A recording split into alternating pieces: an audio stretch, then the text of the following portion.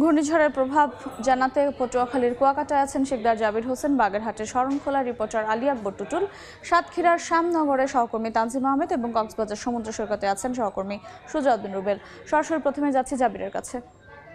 মুহূর্তে আঘাত হানতে শুরু করেছে পটুয়াখালীর উপকূলে। আপনারা দেখছেন কুয়াকাটা সমুদ্র সৈকতে বড় বড় ঢেউ আছড়ে পড়ছে এবং সেই সঙ্গে ঝড়ো হাওয়াও কিন্তু বইছে। ঢেউয়ের তীব্রতা এতটাই বেশি, এই সৈকতের পারে আসলে কেউ দাঁড়িয়ে থাকতে পারছেন না, এরকমই একটি অবস্থা।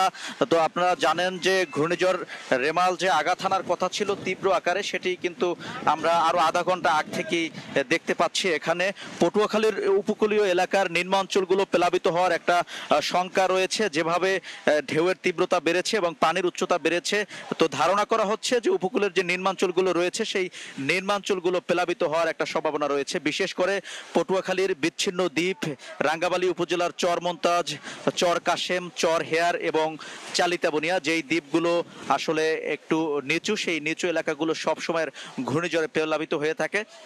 তো আমরা ইতিমধ্যে খোঁজ পেয়েছি চরমন্তাজের যে বিধ্বস্ত বেড়িবাঁধ, সেই বিধ্বস্ত বেড়িবাঁধ দিয়ে লোকালয়ে পানি প্রবেশ করেছে এবং চালিতাবনিয়ার ভাঙা বাঁধ দিয়েও লোকালয়ে পানি প্রবেশ করেছে।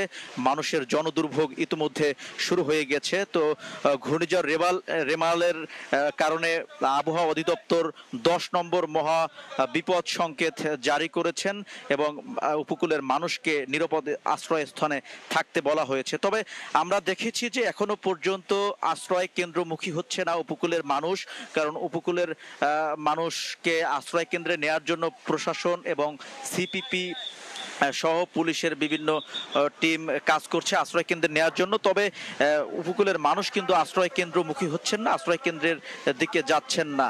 কিন্তু আমরা যেটি এই মুহূর্তে দেখতে পাচ্ছি, ঢেউয়ের তীব্রতা এবং সমুদ্র যেভাবে ফুঁসে উঠেছে, তাতে বোঝা যায় এই তীব্রতা যদি আরো 1 ঘন্টা কিংবা 2 ঘন্টা যদি অব্যাহত থাকে, সেক্ষেত্রে উপকূলীয় এলাকা লন্ডভন্ড হয়ে যেতে পারে, সেই ধারণা করা হচ্ছে, সেই শঙ্কা করা হচ্ছে।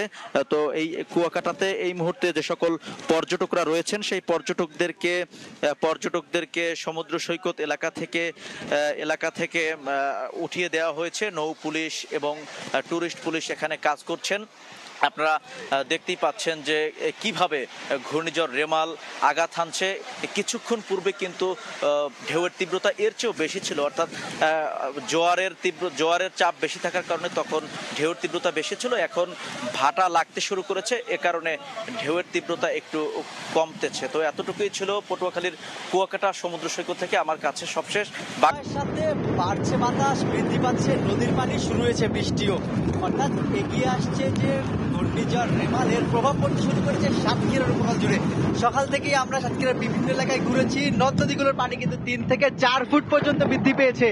নদ নদীর পানিগুলো 3 থেকে 4 ফুট পর্যন্ত বৃদ্ধি পেয়েছে এবং উপকূলের যে সাধারণ মানুষ রয়েছেন, উপকূলবাসী রয়েছেন, তারা কিন্তু শঙ্কায় রয়েছেন। অর্থাৎ তারা বলছেন যে ভয়ঙ্কর মে মাস, গত 1 দশকে 8টির বেশি ঘূর্ণিঝড় আশ্রয় পেয়েছে এই উপকূলে। এর ফলে কিন্তু জানমালে যে ব্যাপক ক্ষয়ক্ষতি হয়েছে, আবারও কিন্তু মে মাসে সেই একই ধরনের একটি ঘূর্ণিঝড়ের আশঙ্কা করা হচ্ছে এবং যেটি কিন্তু খুব নিকটে চলে এসেছে। অর্থাৎ 10 নম্বর যে মহাবিপদ সংকেত চলছে, এর ফলে কিন্তু এক ধরনের অস্বস্তিকর এবং আতঙ্কিত পরিবেশ সৃষ্টি হচ্ছে উপকূল জুড়ে। যদিও এখন পর্যন্ত আমরা যেসব সাইক্লোন সেন্টারগুলো রয়েছে সেখানে খোঁজ দিয়েছি, যারা সাধারণ মানুষ রয়েছেন তারা এখনো যাওয়া শুরু করেনি, তবে তারা বলছেন তারা প্রস্তুতি নিয়ে রেখেছেন, দুপুরের মধ্যে হয়তো তারা যাওয়া শুরু করবেন।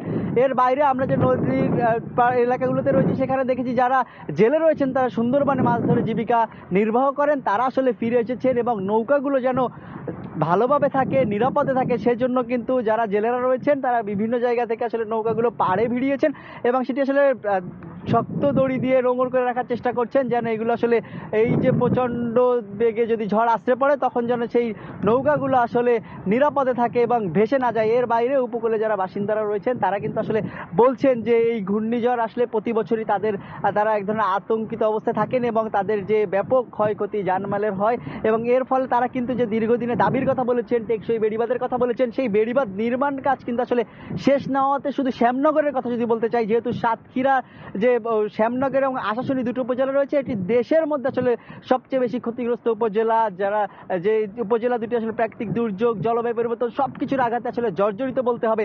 সেই উপজেলা দুটির মধ্যে শ্যামনগরে ঘিরে থাকে 129 কিলোমিটার বেড়িবাঁধের মধ্যে অন্তত 7 থেকে 8টি স্থান আমরা চিহ্নিত করতে পেরেছি। এখানে যারা রয়েছেন সাধারণ মানুষ আমাদেরকে জানিয়েছেন 2 কিলোমিটারের বেশি বাঁধ কিন্তু আসলে নাজুক অবস্থায় রয়েছেন। আমরা এখন যে সাতক্ষীরার আশাশুনি এবং শ্যামনগরের মাঝামাঝি স্থানে রয়েছে, একদম ত্রিমোহনা আসলে বলা হয় এই জায়গাটিকে। ত্রিমোহনার পাশে যে বাঁধ রয়েছে সেই বাঁধগুলো আমরা দেখেছি কয়েকটি জায়গায় বাঁধ এত নিচু অবস্থায় রয়েছে এবং ভঙ্গুর অবস্থায় রয়েছে। সেই বাঁধগুলো যদি ভেঙে যায়, অথবা এখান থেকে যদি আসলে যে জলোচ্ছ্বাসের কথা বলা হচ্ছে 5 থেকে 7 ফুট উচ্চ মাত্রা, এবং যেহেতু জোয়ারের একটি বিষয় রয়েছে, পূর্ণিমা জোয়ার যদি আসে এবং সেই জোয়ারের ফলে এটি যদি আসলে আরো বেশি প্লাবিত হয়, সেই ক্ষেত্রে কিন্তু এখানে যে লোকালয় রয়েছে সেই লোকালয়গুলো কিন্তু প্লাবিত হবে। এর পাশাপাশি সাধারণ মানুষের যে ক্ষয়ক্ষতি, সেই ক্ষতি আমরা দেখছি পানির বেগও কিন্তু আসলে বাড়ছে। অর্থাৎ বাতাসের প্রচন্ড বেগ যেমন বেড়েছে, আসলে দাঁড়িয়ে থাকা যাচ্ছে না এমন বেশি বেগ বাতাসে।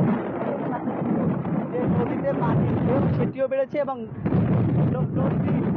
যে কিন্তু আশ্রে পড়ছে আসলে নদীর তীরে, এবং এর ফলে এখানে ক্রমশ কিন্তু আসলে নদীতে যে ঢেউ, সেই ঢেউ আসলে বাড়ছে এবং এরপর বৃষ্টির যে বেগ সেটিও বাড়ছে। কিছুক্ষণ পরপর কিন্তু আসলে বেশ জোরেই বৃষ্টি নামছে এবং এটি সন্ধ্যা নাগাদ কিন্তু আশ্রয় পড়তে পারে উপকূলে। তো সাতক্ষীরায় যে পরিস্থিতি ঘূর্ণিঝড় রেমালের, আমার কাছে এই ছিল সর্বশেষ। আমরা এখন যাবো কক্সবাজার, সেখানে রয়েছেন সহকর্মী রুবেল।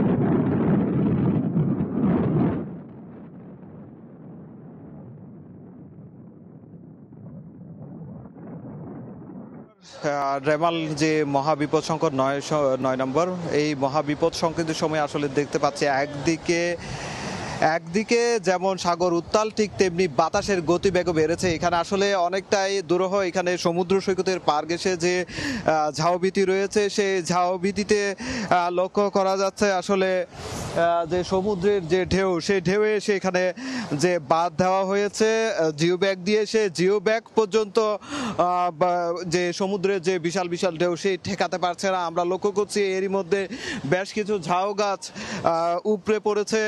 এছাড়াও শুধু এখানে নয়, মেরিন ড্রাইভের সোনারপাড়া অংশে একটি ঝাউ গাছ, একটি বিশাল আকৃতির একটি গাছ উপড়ে পড়ে এখন পর্যন্ত যে মেরিন ড্রাইভে যান চলাচল বন্ধ রয়েছে। তবে এটি কেটে যাতে দ্রুত সময়ের মধ্যে যান চলাচল স্বাভাবিক করা যায়, সেই কার্যক্রম চলছে। আপনারা লক্ষ্য করছেন যে সমুদ্রের যে বিশাল বিশাল ঢেউ, সেটি যে জিও ব্যাগে যে আঘাত করছে এবং আঘাত করার পরপরই যে ঝাউ গাছ উপড়ে পড়ছে, সে দৃশ্যগুলো আসলে এখানে দেখা যাচ্ছে। তবে বেড়িবাঁধের উপর আমরা লক্ষ্য করছি অনেক মানুষ, এই মানুষগুলোকে সকাল থেকে এখানে মাইকিং সহ প্রশাসনের টুরিস্ট পুলিশ রয়েছে, জেলা প্রশাসন রয়েছে, সবাই একযোগে কাজ করছে এই মানুষগুলোকে সরিয়ে দেওয়ার জন্য, কিন্তু কোনোভাবেই সরছে না। এরই মধ্যে একজনের একটি মোবাইল সমুদ্রের ঢেউয়ের যে সেলফি তুলতে গিয়ে সমুদ্রের ঢেউয়ের তাণ্ডবে সেই মোবাইলটি সমুদ্রে পড়ে গেছে এবং পর্যটকরাও তাদেরকে সরিয়ে দেওয়ার যে কার্যক্রম সেটি অনবরত করে যাচ্ছে। লাইফগার্ড থেকে শুরু করে যারা বীজকর্মী রয়েছে এবং ফায়ার সার্ভিসের কর্মীরা, তারা সর্বোচ্চ চেষ্টা করছে। কিন্তু উৎসুক জনতা এই যে ঘূর্ণিঝড় রেমাল, এই রেমাল দেখার জন্য সমুদ্রের কাছ থেকে সমুদ্রের ঢেউ দেখার জন্য আসলে এখানে ছুটে এসেছেন। কোনোভাবে এই মানুষগুলোকে সরানো যাচ্ছে না। আমরা লক্ষ্য করছি গত 4 ঘন্টা ধরে একটানা সমুদ্রে যে বিশাল বিশাল ঢেউর উচ্চতা, সেটি উপকূলে এসে আঘাত করছে। যেখানে সমুদ্রের ঢেউর উচ্চতা সকালের দিকে ছিল 4 থেকে 5 ফুট, এখন সেটি অনেকটাই 6 থেকে 8 ফুট